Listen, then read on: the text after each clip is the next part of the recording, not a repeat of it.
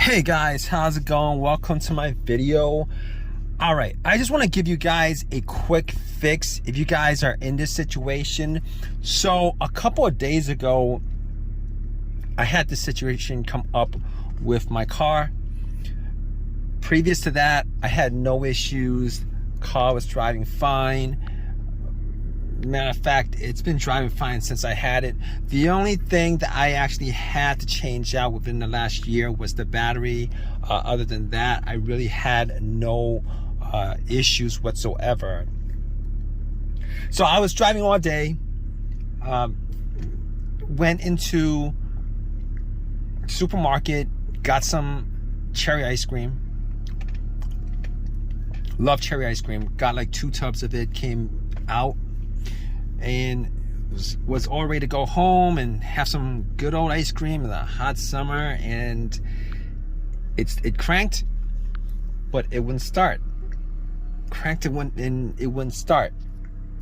So I was thinking to myself, oh wow, okay, so this is a situation. It's not the worst situation.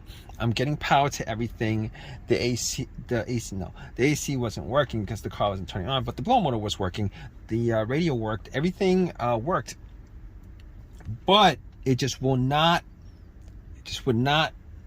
turn. It would not run. It wouldn't run. It wouldn't run. So here's this situation. I'm stuck with 2 tubs of ice cream. It's like 95 degrees out, and I didn't want to waste ice cream. So I'm like, all right, let me just do see if I could do a quick fix on this. Hopefully it was a quick fix. Maybe some weird thing. So I just kept on cranking it. Kept on cranking it like 6, 7, 8 times, hoping that it would start. It wouldn't start. So I was like, okay, so this might be more of a serious situation, because I was trying to get into neutral and all the other gears and try starting in neutral, and it didn't work. So I was thinking to myself, okay, hopefully it's not something too bad, because there's no check engine light on the dash. Okay, there's no check engine light on the dash. I was hoping it wasn't too bad. So and I specifically caught that there was no check engine light on the dash. Didn't see any kind of red check engine light on the dash. So I was like, okay, all right, let's get to the battery and see if there's any issue with the battery, because it was changed out 6 months ago. Normally batteries last for 4 years, and it shouldn't go out within 6 months, within a year. So I was thinking to myself, hopefully it's something that's kind of simple. Maybe there's a little corrosion on the terminals. Maybe it wasn't tightened. Maybe there was some play on the terminal. So I was like, okay, got to the battery and everything looked good. The terminal looked good. It was tight. I wiggled it. It wouldn't wiggle. As far as I could tell, there was no corrosion on the terminals whatsoever. And I did also make sure to check the negative line that went to the frame, make sure it's connected, make sure it's no corrosion, etc. And I was like, okay. Now I couldn't be 100% sure that it wasn't the battery. All the cranks that I was hearing were strong cranks. Now normally if the battery's kind of weak, I would hear like a weak crank, but I cranked it up like 8 times, and every single time it seemed to be really strong. So I was like, let me check this out further. Maybe I'll just turn on the lights, the headlights, and see if it's bright. And the headlights were bright. So I was like, here's the problem. All right, the battery seems to be good. Now, obviously at this point, I'm thinking 99% sure it's not the battery, like 99% sure it's not the battery. But I was thinking to myself, what if it could be the battery? You know, because I gotta get this ice cream home. What if it could be the battery? All right, because it's 90 degrees out and there's no AC. All the windows are down. Ice cream is melting. And I'm thinking to myself, all right, I do have a jumper pack. One of those no-codes that I got from Walmart. Like when I had that battery issue, about a year ago. So I hooked it up. It was 75% loaded. Turn it on. Try to start the car. Same thing. Nothing. No. It was a crank. No start. Same strong crank. No start. So I at that point I ruled out the battery 100%. 100%. I ruled it out. So basically, I got back in my car, really hot, and I was thinking, I gotta throw out this ice cream. But, you know, it's like, you know, I'm like 15 minutes into this hot weather. You got ice cream. It's gonna be melted within like 40 minutes. That's what I was thinking. All right, it was pretty soft, you know. So I was like, maybe I should eat this ice cream. Maybe I just eat some of it and then throw some of it. But I'm getting off track right now. But I was thinking to myself, maybe it's the crankshaft, maybe it's the camshaft, maybe it's the mass airflow sensor, maybe it's any of those things with a sensor in it. Maybe it could be all those things. And I record to myself. You know what? There was no check engine light. I remember looking at the dash. For whatever reason.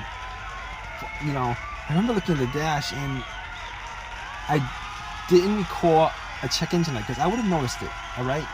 And if any of those components, the mass airflow sensor, the crankshaft, the camshaft, you know, the throttle position, if any of those sensors, any of those sensors had any issues whatsoever, for the most part, like 99% of the time, if any of those sensors has issues, there's a good chance, 99% of the time, that the check engine light will illuminate or at least blink. Now, I didn't have an OBD2 scanner on me to scan it all the way through, so I don't know that 100% for a fact, but I know that I could probably rule out most of those things.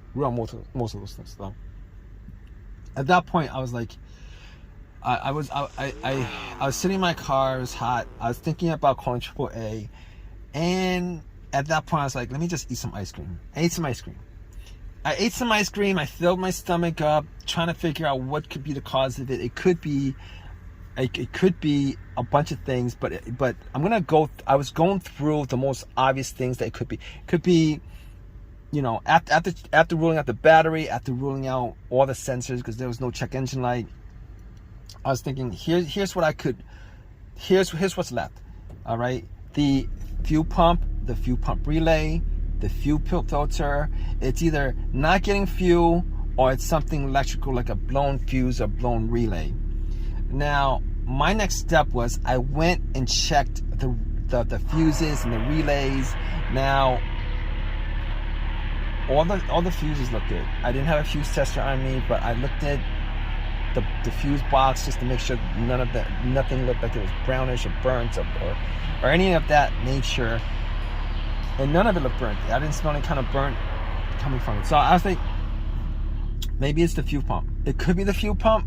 Maybe it's the fuel pump relay. One of those things may have gone out. So I was thinking, I got back in my car. I actually tried to start my car, trying to listen to see whether there's priming at the fuel pump. Now, funny enough,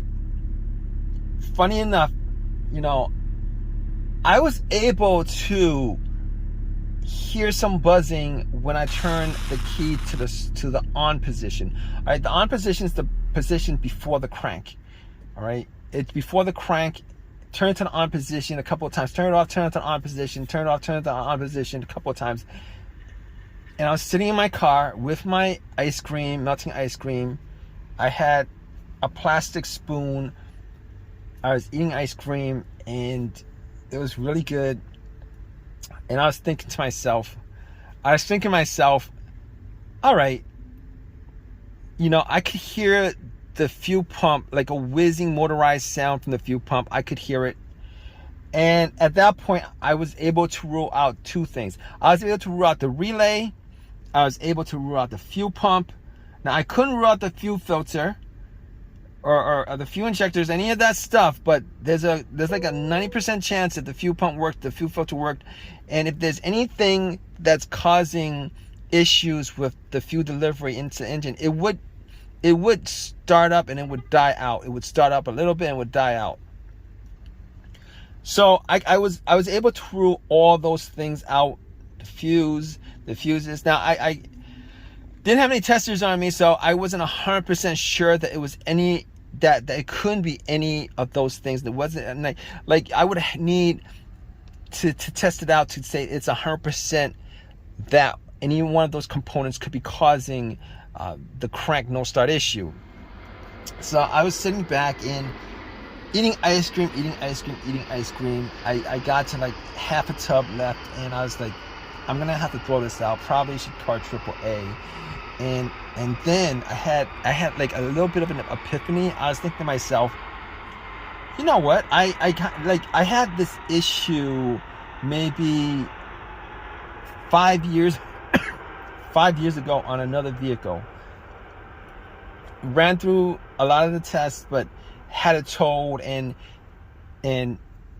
funny thing is, it turned out to be nothing more. I spent money on towing at that point, and it turned out that it was something that was pretty simple.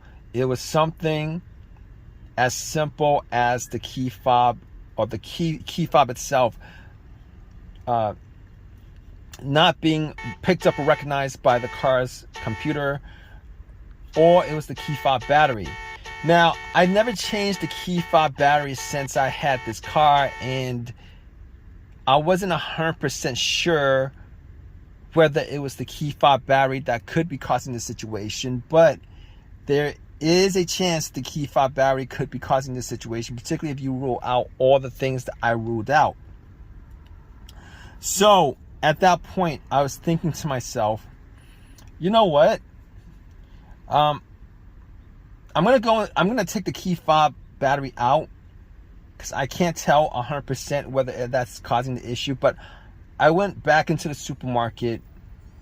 All right, I took the battery out of the key fob itself, the remote, got a battery, popped it in, and I was crossing my fingers that it was something as simple as that, because I had no issues with the vehicle previous to that, except for changing out the battery. And guess what, guys? Once I got in and tried to start it, it cranked up. It cranked up immediately. It's cranked up ever since. I've had no issues whatsoever since. I've had no issues whatsoever since. It's as simple as that. So a lot of times, well, yeah, a lot of times, you know, it could be one of the components that I went through, but sometimes it could be that as simple as your key fob battery that's causing the issue. So if you guys are in this situation, I'm sure you guys are, if you guys are watching this and you guys want to rule out something that could be causing your crank no start situation, and you guys want a very, very, very quick fix, definitely try this out. Okay, take the key, especially if you guys haven't changed the key fob battery in a while, take the key fob battery out and go to your local, wherever it is, CVS, and any place that sells these little flat batteries, buy yourself one of these batteries, replace it, pop it in, and try to start it. If it starts up, then you're all in the clear. Now, obviously, if you guys are still having a crank no start situation, then that's another issue. But if you guys are in that situation, you guys could probably rule out this key fob, low key fob battery, or dead battery on your key fob situation, which is definitely worth it to do. Because if you guys are in this situation where you guys are trying to troubleshoot issues, etc., this is probably one of the things that get to a lot of people, or get to most people, because when they come across this issue, they think that it's probably a component in the car that's causing it, and they won't actually go to other scenarios that might be causing it that has really nothing to do with the electrical or mechanical working of the car, but instead it's probably related to something that they wouldn't normally think or would be causing an issue like that. But anyway, I hope you guys have I hope this helps you guys out, if you guys in this situation, and I hope you guys have this fixed. It's as simple as this. All right, if you guys have a comment, please definitely leave a comment in the comment section. Please subscribe, please give me a thumbs up, all that good stuff. All right, guys, take care.